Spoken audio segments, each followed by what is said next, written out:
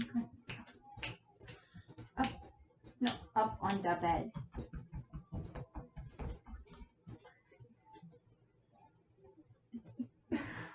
Well, I'm doing a dog video. I have to have the dog in here at some point, or a movie that involves dogs. Yes, it's a movie about a cat that is friends with dogs.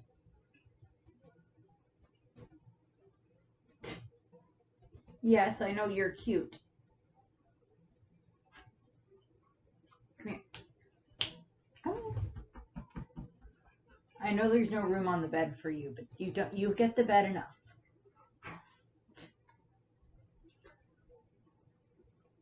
This dog is not the best cat dog. He acts like a cat, but he's a dog, obviously. But he acts like a cat most of the time. Well, sometimes. So, do you want to stay and help with the video? Or do you want to go back out that way? And go back to a window.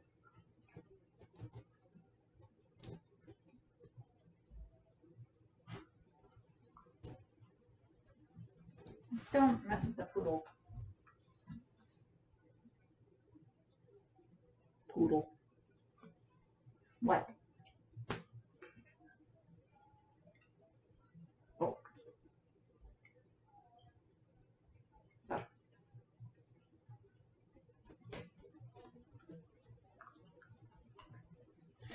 Well, let me get Rainy to make up his mind and I'll be back. After he sniffs all of the toys that are on the bed. Hold on. Okay, back. The dog is out of the room for the moment. We'll see if he stays out of the room. If not, we'll see. If you didn't guess, I think I popped up the poster in the opening. This is going to be about Oliver and Company. Book, movie poster. It came out in 1988. Small trivia bit about, Oliver and Company. It came out, the year that it came out was exactly 60 years after Snow White came out. So, kind of like, and I think it was like the 26th animated movie that they had done.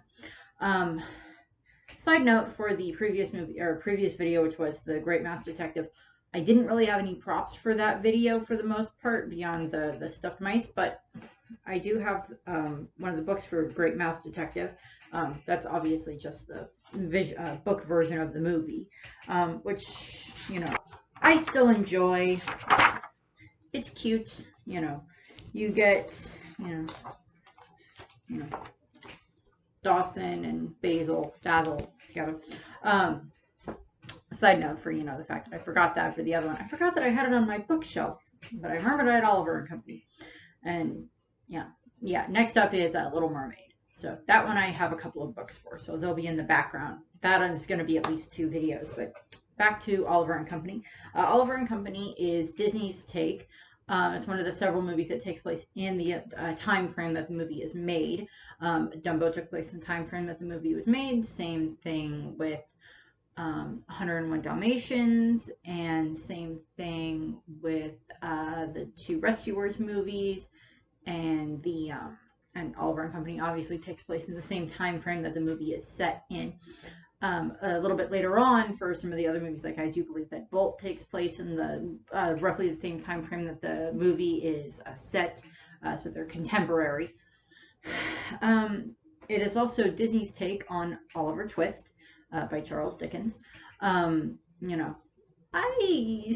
you're a kid, you don't quite get that unless your parents have explained this to you. But, once you're a little bit older and you're like, wait a second, this sounds vaguely familiar if you have to read it once if you saw Oliver and Company as a kid, when you're if you're like in middle school or high school or like in college and you have to like read Oliver Twist or something, or you're like, wait a second, these names sound familiar. Dodger, the Artful Dodger. Fagin is in it. Fagin is, of course, the owner of Dodger and his crew, and Oliver is the cat and everything. Movie takes place in contemporary New York City, so we get a great shot of the skyline.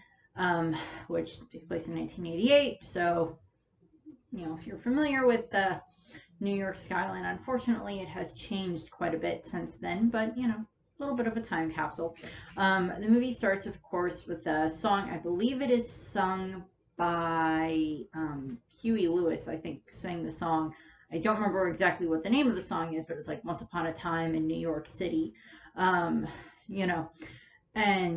is basically that. We see a box of kittens with, kittens free, take kittens, and, Oliver's in the box along with all these other kittens, and they all get taken. Oliver is the one that does not get taken. And then, the box kind of gets washed away because there's this big storm that happens, and then Oliver spends the night out in the cold, and then he spends the next morning trying to find kind of someone that'll, take him in, an owner or someone that'll, take him in and give him a home. And then he comes across this dog, Dodger. Got a lot of dogs in the background today. Had one more, but he wouldn't sit still, so he doesn't get to stay for the time being. But we're introduced to Dodger, who's of course a reference to the Artful Dodger from Oliver Twist. Kind of a con artist type thing, slick, knows the streets, different things like that. And what they do is, there's this hot dog vendor guy, and Dodger's like, hey, why don't you help me get those hot dogs and I'll split them with you. It's like, okay, and Oliver helps him. And then Dodger basically is just like, yeah, nope, these are my hot dogs now, buddy. Now, you're on your own.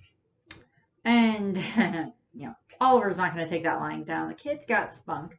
And he starts to chase Dodger throughout the city. And then, of course, we get the song, Dodger's song, which is just fun. It's a very fun song. And I cannot remember the name of the song. Unfortunately, I like the songs in this movie. I just have a hard time remembering what they're called, even though I literally just watched the movie yesterday.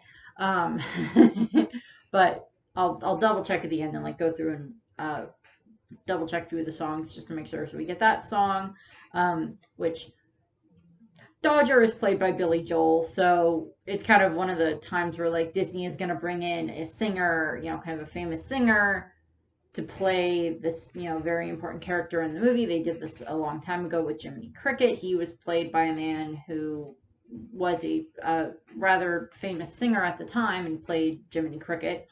They've done this a few other times throughout the years. If the character had if the actor or actress had kind of the voice that they were looking for and they could act, then they usually got the role. We'll see this a little bit with Jodie Benson in Little Mermaid, and with Paige O'Hare in Beauty and the Beast, and Robbie Benson in Beauty and the Beast as well. So we get that fun stuff. But that's for later, next video, and then a little bit later. But we get Little Mermaid, or we don't get Little Mermaid. That's next. That's a very different movie. But we get, Dodger kind of leading Oliver through the streets. Well, he's not leading Oliver. Oliver's kind of chasing him.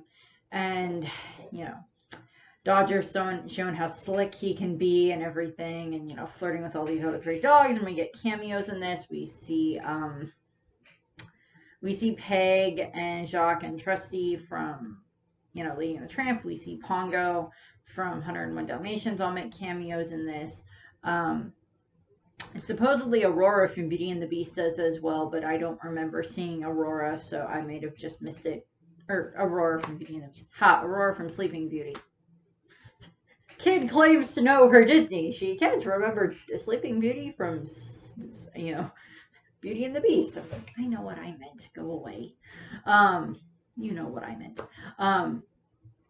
But, so he gets chased, Dodger is making his way back to the docks underneath. I think it's supposed to be the Brooklyn Bridge or something, where there's this barge that him and a bunch of these other dogs live in with this man named Fagin. And in Oliver Twist, it is Oliver gets taken in by this gang of little, they're pickpockets, thieves, little con artists, and Fagin is kind of the ringleader of them.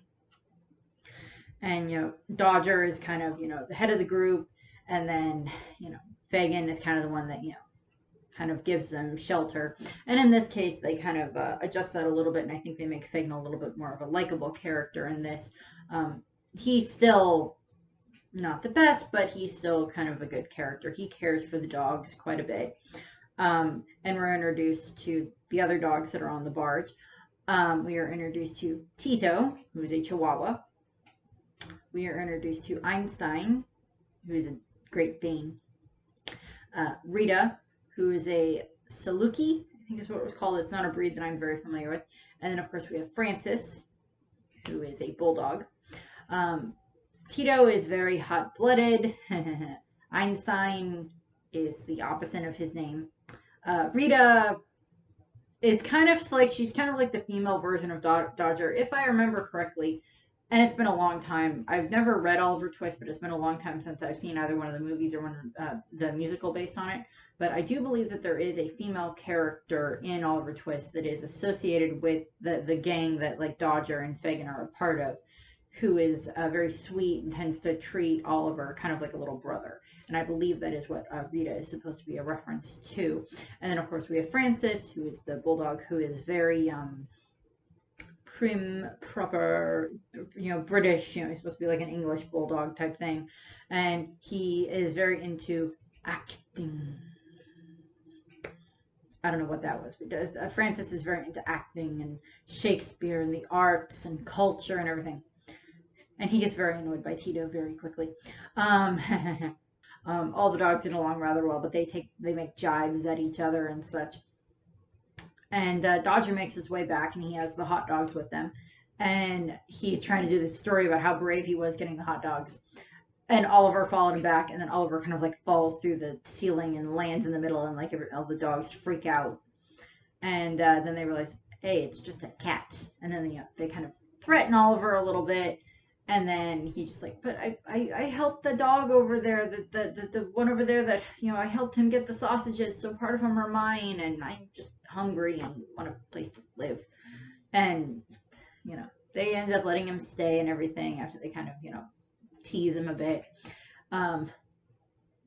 Tito does express interest in, let's eat him, but they're not going to, of course.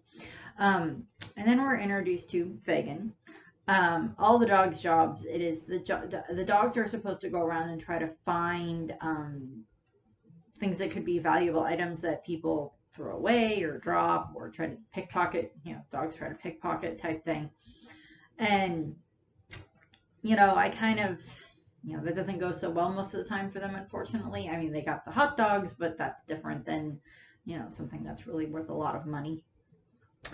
But we get Fagin is Fagin. He is unfortunately in quite a bit of debt to a man called Bill Sykes. Sykes is not a good man. He is supposed to be a loan shark, and for some reason, this is Sykes, one of the Disney villains that smokes, along with Cruella and a few other Disney characters that have smoked throughout the years. Disney villains, for the most part, that smoke throughout the years. Sykes is a loan shark, and for some inexplicable reason, he loaned money to Fagin, who lives in a run-out boat under a bridge with dogs, and expects Fagin to pay the money back.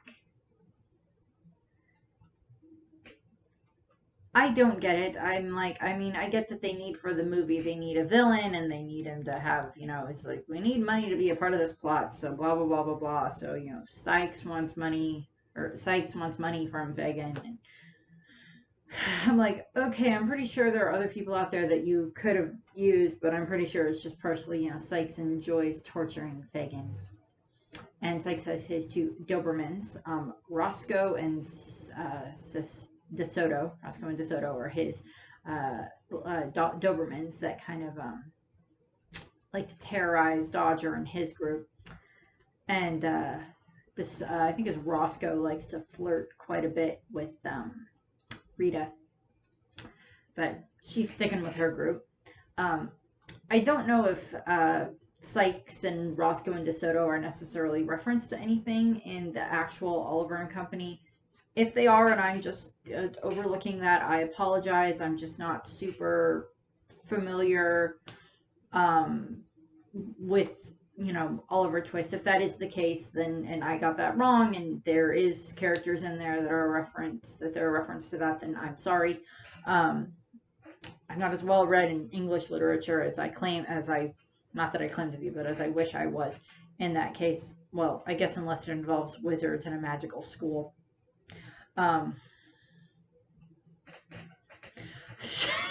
Sorry, Harry Potter nerd.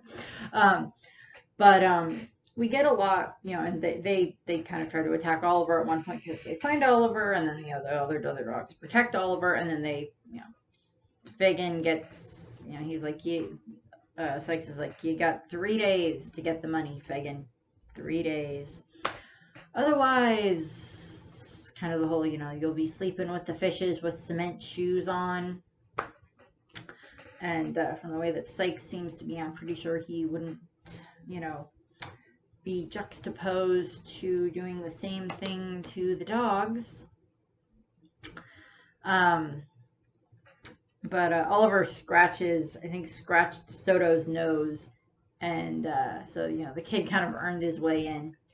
And of course, we get the dogs being very kind to Fagin when he gets back down. You know, it's like they wrap him up in a blanket, they prop his feet up, they feed him a dog biscuit, and Fagin's just like, where am I going to get the money in 3 days?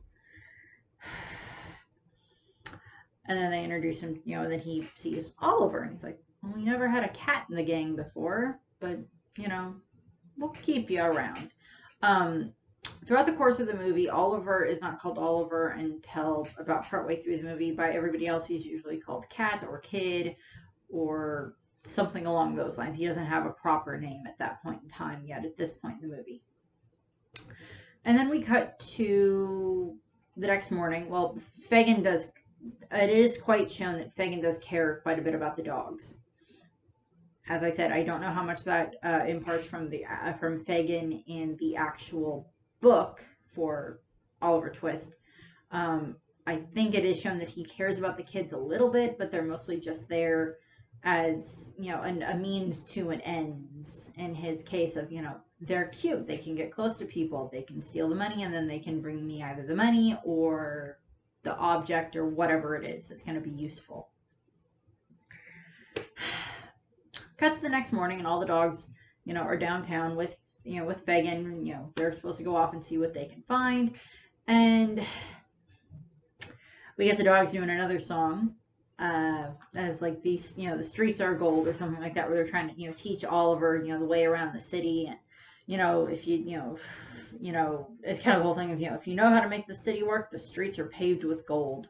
Like, it says someone's living in a, you know, run down boat at the bottom of the bridge. Sure. You know, Dodger likes to hype himself up quite a bit. But the dogs, you know, they start to show Oliver around, you know, the city and everything, and they're like, okay, well, you know, what are we gonna do? And we get all these, we get the, you know, several very nice cars, limos, and such like that coming around the corner, and they're like, okay, this is what we're gonna do.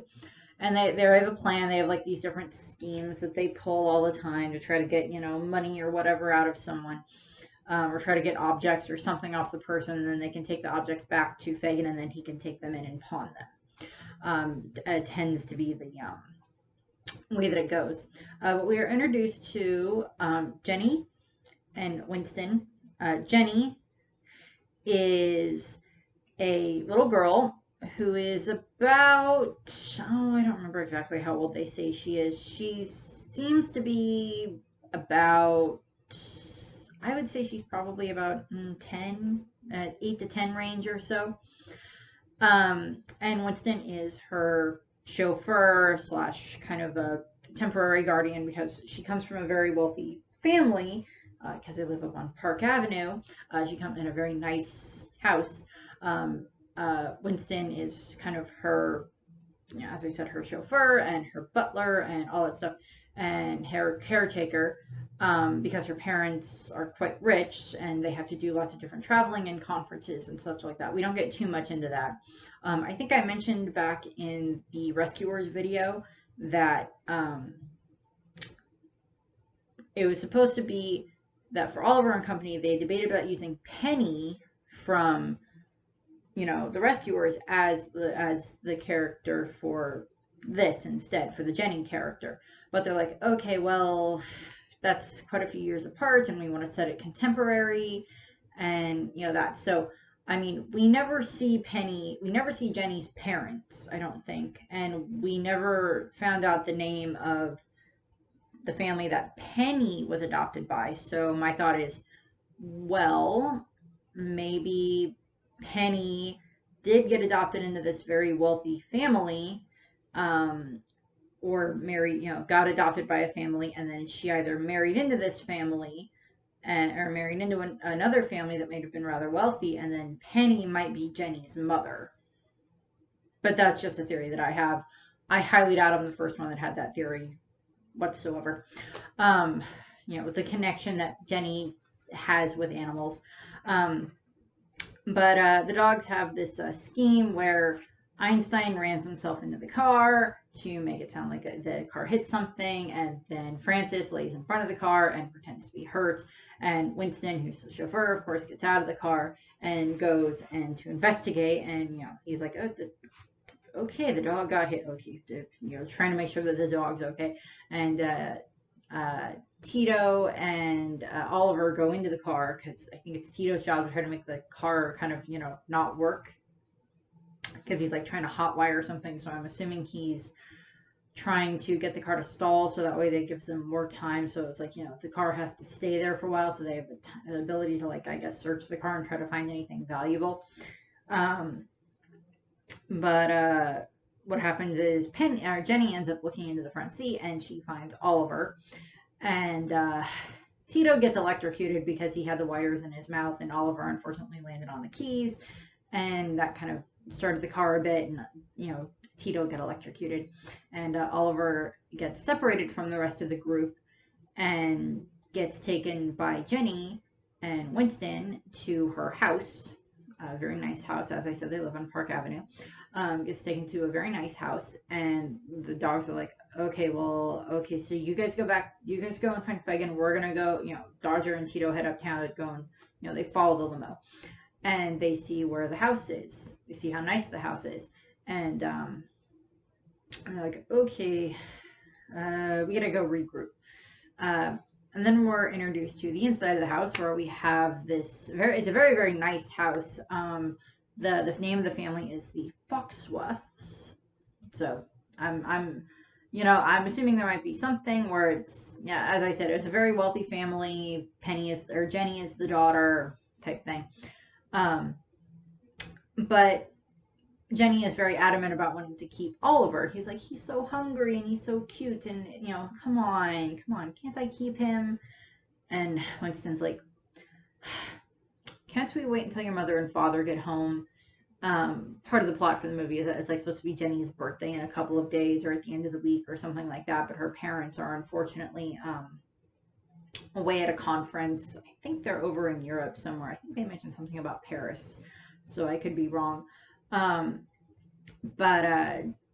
her parents happen to call, and Jenny, first what happens is Winston goes upstairs and he wakes up their spoiled poodle, Georgette, who is represented by this poodle here, wakes up Georgette, who is voiced wonderfully by Bette Midler.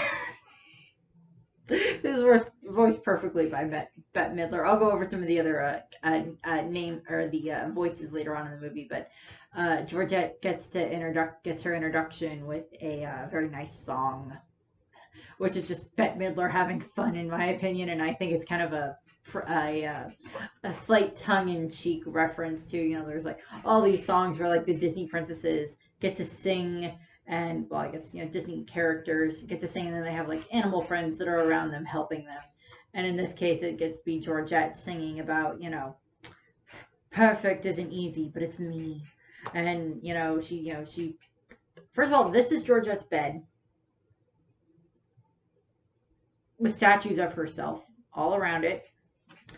Georgette is a prize-winning poodle. At one point, she lists all of her prizes that she's done. Um, and that does not work.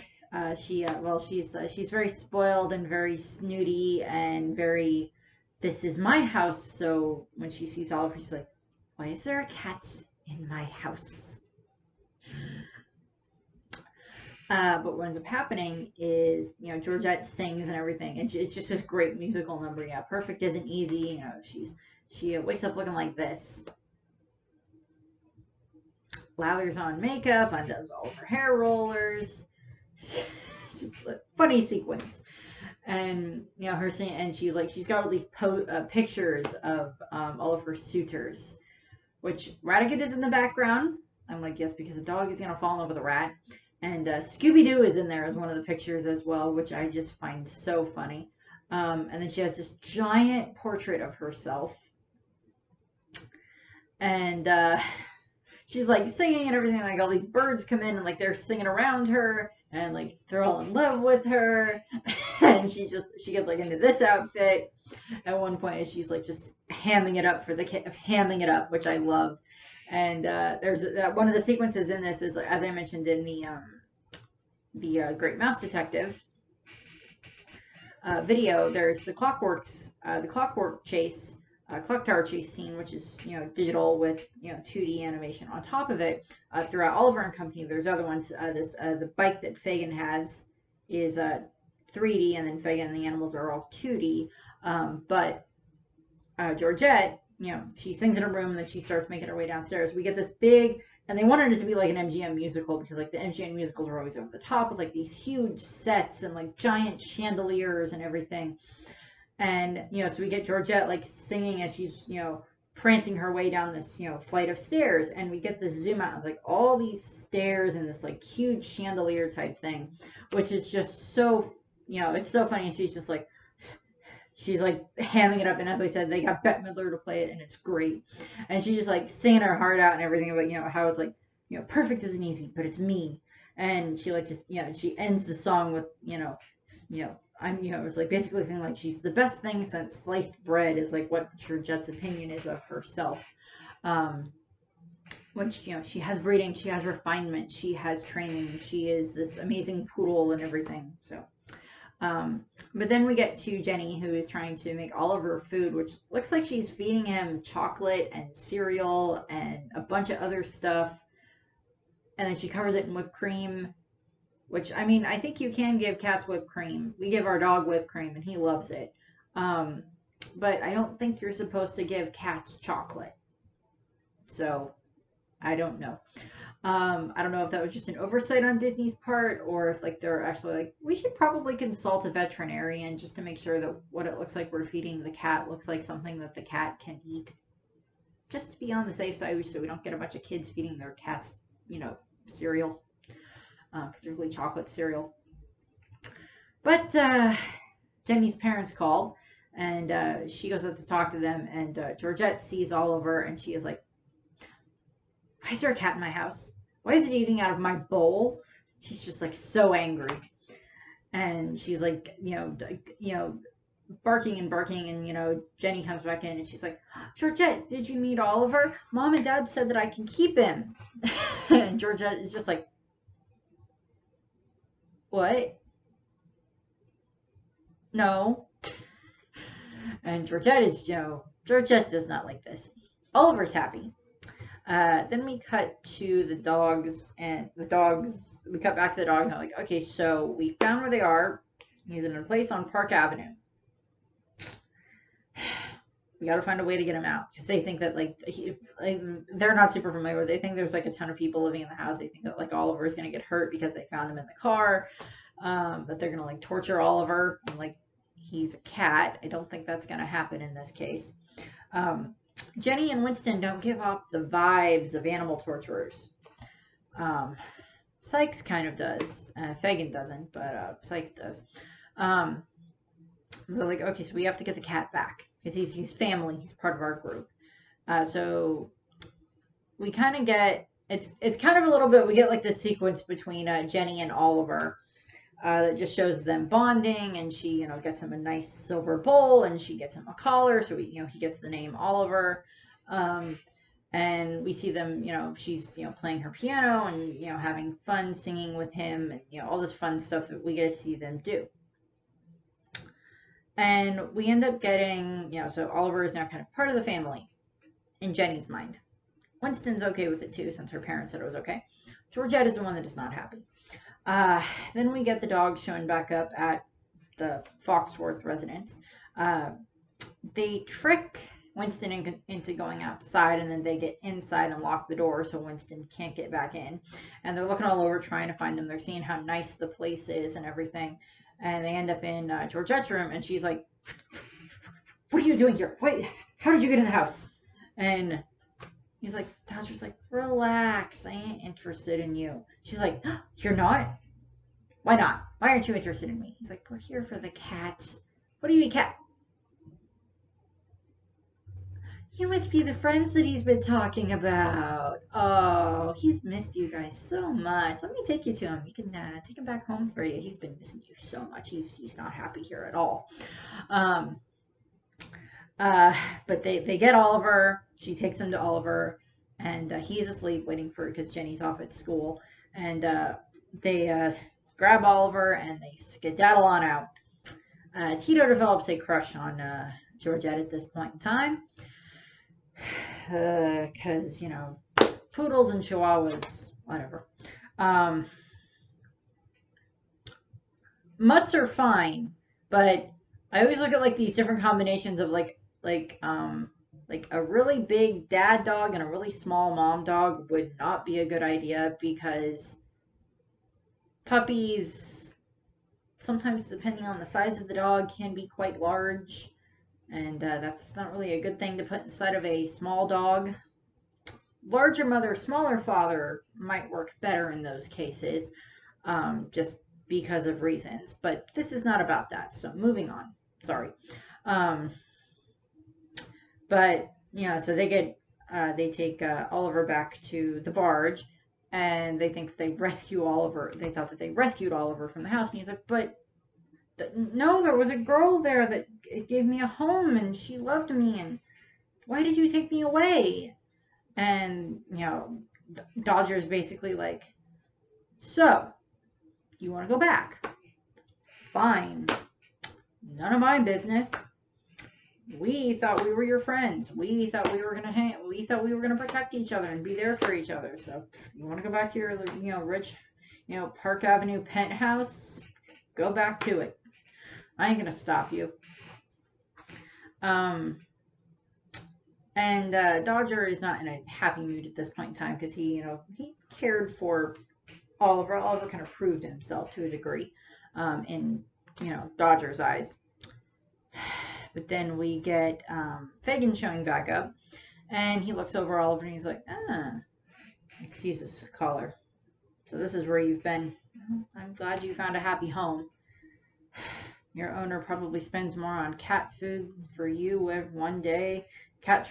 Spends more on cat treats for you in a day than I spend on dog food in a month.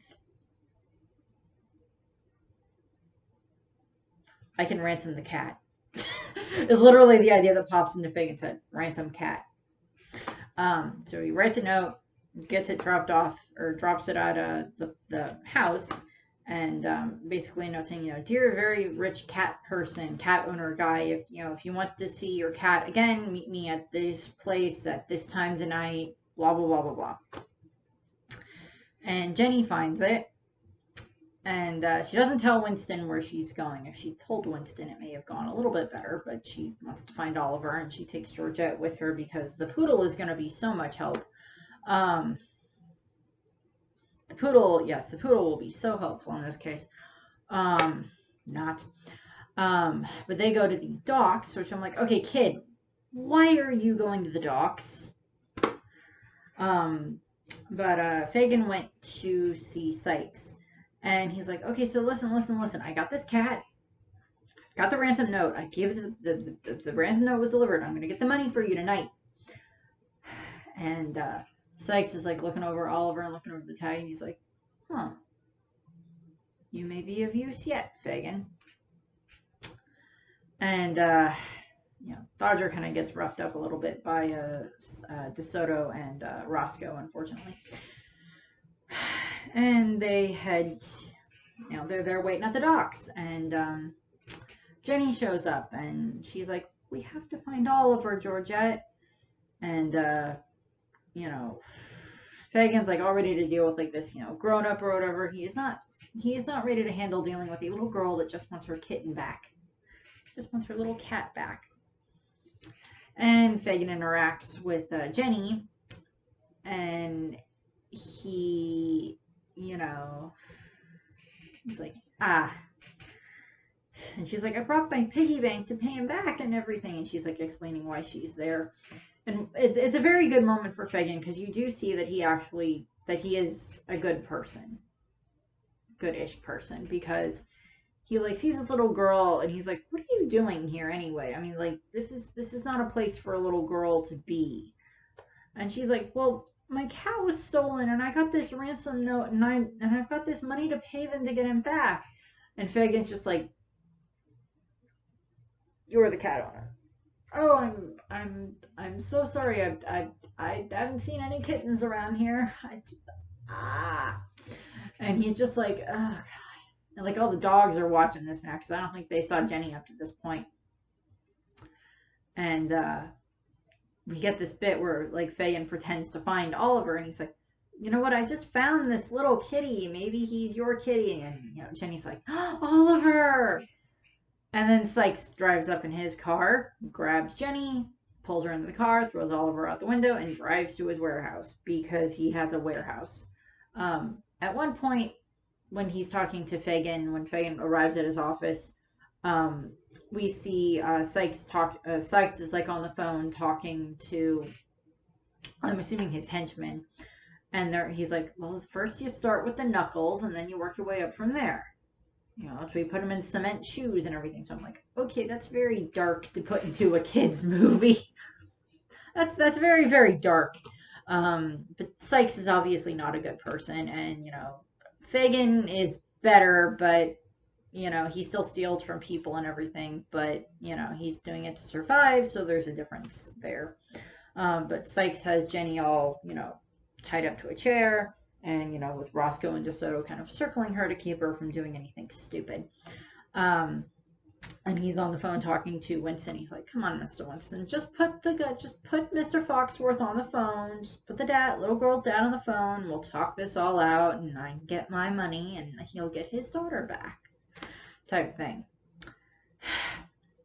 The dogs, Dodger's gang with Oliver, went there to go and help her, and Fagin's following. Not as quickly, but he is following. And they're like, okay, so we got to get away inside. Via tricks, they end up getting inside. They get DeSoto, Roscoe, and then Sykes all out of his office. They get into the office, lock the door. They're trying to untie Jenny. They get Jenny, they kind of escape, and they end up making this kind of run around through the factory with Sykes and Roscoe and DeSoto chasing them. And then Fagin shows up, and they all jump on his bike, and they're riding out of there. And, various things happen. There's a chase through the subway with physics that shouldn't work. And then there's, they end up doing like a chase on I think they do a chase on like the Brooklyn Bridge, or one of the bridges. I don't know exactly which one, but one of the bridges themselves, one of the bridges itself. And kind of like doing a chase there. And, they're trying to escape and everything. And then Sykes's car gets smashed in by, I think it's a train, in all honesty. I think he gets hit by a train, which I'm like, okay, well, given the explosion and the force of the train, I'm like, I don't think him or the Dobermans survived. I really don't think they survived at all. Which I'm like, don't care about Sykes, but some dogs are trained to be bad when they're actually really nice. or when they just want to be nice, but their owners train them to be that way because they need to be that way for whatever reason. And then in some cases, some dogs are just bad. And we get all of the, everyone else is safe and everything, but it looks like Oliver got hurt, or, Jenny or Dodger saved Oliver, and he gives Oliver to Jenny. Oliver is thought to be dead, unfortunately, and then, they're all thinking that Oliver is dead, and Jenny has him in his arms, or has Oliver, like, she's like holding him. And then, Oliver wakes up and starts meowing, and they're just like, oh, he's okay. And they're all happy and everything. Well, most of them are happy. Georgette is just like, what just happened? Type thing. But she seems to have developed her nerves are very frazzled. But she seems to have developed a bit of affection for Tito. And then we cut to the next morning, and they're celebrating Jenny's birthday at the house. And, Winston's there, and all the dogs give her gifts. They're not necessarily good gifts, but they're meant to be good. There's like a weird broken doll, and a shoe, and a broken, broken tennis racket, and just all this other sort of just like, it's meant to be sweet, but it's just. And there's like a fishbone, I think. It's just like, okay, yeah. It's the thought that counts. Thank you, everybody. But Georgette and Tito are, kind of flirting and getting along. And what ends up happening is, Fagin and Winston kind of seem to get along okay. I mean, Winston, he's probably very grateful to Fagin for saving Jenny. For him and his dog saving Jenny, since, Winston hadn't been able to do anything in that case. So there's that. But then what ends up happening is, Oliver is going to, of course, stay with Jenny and, Winston and Georgette. And Georgette seems to have at least become tolerable to Oliver. She's like, fine, the cat can stay. At one point, she tries to give Tito a makeover, and that doesn't go so well. He kind of runs off. He gets scared by the affection and runs off. Which is just funny because he kept trying to like sweet talk her and everything since he saw her, and now he's terrified of her, which is just funny because Georgette is like, okay, now he's mine. I get to do with him what I want. But Jenny's parents called, and like they said that they'll be home the next morning, so that's a good surprise for Jenny. I'm pretty sure her father was like, I'm pretty sure Winston, because we never get clarification of whether or not Winston like called her parents and said, okay, so I got a call. First of all, Jenny's cat went missing, then Jenny went missing, and Georgette went missing with her, and then I got a call from a strange man named Sykes, and he said that he had Jenny and he wanted ransom, but then this kind of homeless guy named Fagin and a bunch of dogs brought her back a little while later, and now they're okay, and she has the cat, and her and Georgette are fine, and they're back. And can I go on vacation? That'd be my answer in like Winston's case. I'm like, they go all through there. I'm just like, can I go on vacation now and get a raise, because this is no. But her parents are coming home, so that's going to make Jenny very happy. And Oliver, Dodger's like, okay, yeah, you're fine now, kid. You can, you got your home here, but you always got a spot with us if you ever want to come back, or if you ever want to come and visit. And Jenny ends up hugging Fagin at one point when he's saying goodbye, when they're leaving. And then, the end of the movie is, Jenny or Dodger and Rita and Francis and all of them, going around singing as they like run around New York, which is just funny because we get earlier in the movie we got we got Dodger singing as he ran around New York, then we got all the dogs singing as they run around New York. And then now we got them all singing again at the end about, we got style, and, these streets are made of gold, and, we run this city type of a thing, or, we know our way around everything, which is just cute. which is basically where the movie ends.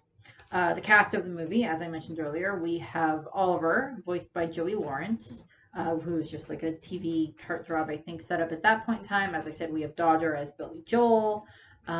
We have Fagin is voiced by Dom DeLuise, who was in quite a few movies throughout the 80s and I think into the 90s. I know that he unfortunately passed away a while ago, but I don't remember exactly when. He was in Mel Brooks movies at times. He was in, I think, the Muppet, one of the original Muppet movies. He was just this very famous comedian. For, I guess, younger generations, if you've seen Wizards of Waverly Place, there's, the three kids, of course, who are sort, wizards and such, and their dad's a wizard. Their dad, he is played by the son of Dom DeLuise. So there's kind of a connection there into Disney as well. Dom DeLuise also, I do believe, ended up being in quite a few Don Bluth movies. I think he ended up in Secret of NIMH, I think. I'm going to say this now. I think he played the Crow or the Raven or whatever character in Secret of NIMH, who helps the mom. And there's, and he's been in a few other movies, of course, throughout the years, throughout that time frame and such. Some animated, sometimes it was live action. Not really too much else. Cheech Marin is from Cheech and Chong is Tito. Bette Midler is, of course, Georgette, as I said. Not really, there's not really that many other ones that are like over the top for like, oh, you would know that actor or that actress or that singer or whatever that I can think of on this. There's no sequels to Oliver and Company, unfortunately. Although I do kind of think, and I guess I put this as like headcanon, like I said, with like, maybe Jenny is Penny from The Rescuers' daughter or something. So she has a connection to animals as well. And that maybe like her mother, because her mother kind of found out about the Rescue Aid Society via being helped by, Bernard and Bianca, that maybe she, uses some of the money that she has, and she was an orphan, so maybe she uses some of the money that she has to help orphanages and orphans and stuff like that. And I kind of like to think that with Jenny, that, she met Fagin at that very young, impressionable age, and that she probably got to see him. I mean, like, he saved her life. Yeah, he's kind of the reason she got kidnapped, but he did save her, so that proves that he is better than Sykes. And I kind of like the idea that Jenny went into helping with, homelessness or, displaced people and stuff like that, that she used her family's money to do that, because she would see Fagin quite a bit with the dogs and everything, that she worked with a lot of dogs, and she worked with, people who were displaced from their homes and stuff like that. And I just think that would be like a fun thing that, just like, that's what Jenny ended up growing up and doing and such. I just think that that's headcanon, whatever. There's no sequels. As far as I'm aware, they didn't pop up in Once Upon a Time at all. As far as I can remember, they didn't.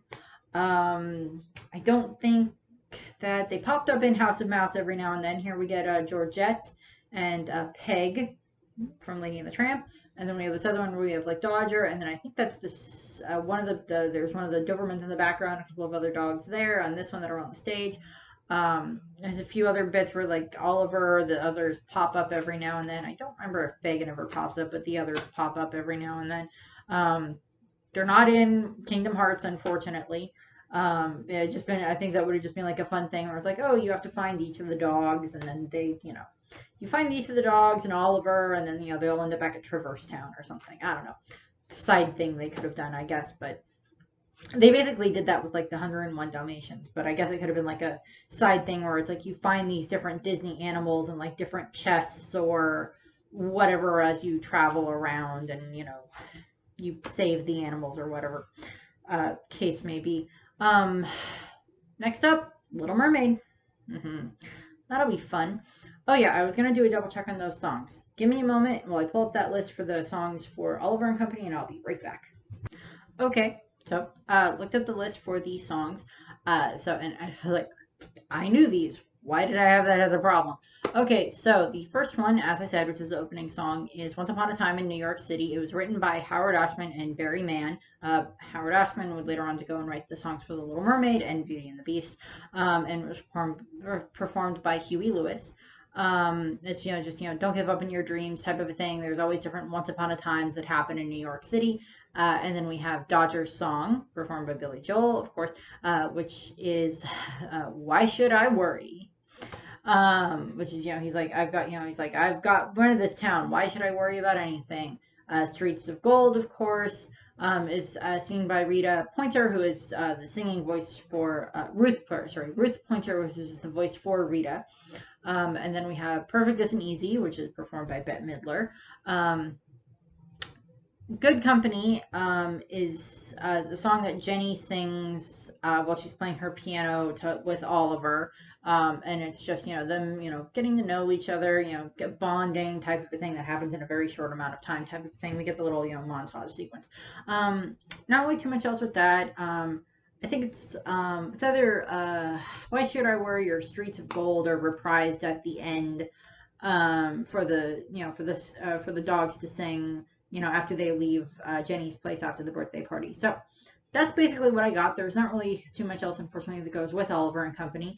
Headcanon, I do say that it's, the whole thing of, since there's not magic in it, I do say that it kind of goes along the lines of it takes place in the same world as like Lady and the Tramp, Aristocats, the Rescuers movies, 101 Dalmatians, maybe not Dumbo, but like it kind of happens in like that same kind of time frame of, or like that same universe where it's like animals are just a little smarter than we give them credit for, but magic is not involved. It's just, animals can do a bit more than we think. That's what I got. I thank you for watching. I hope you enjoyed the video, and I hope you have a nice rest of your day. Bye.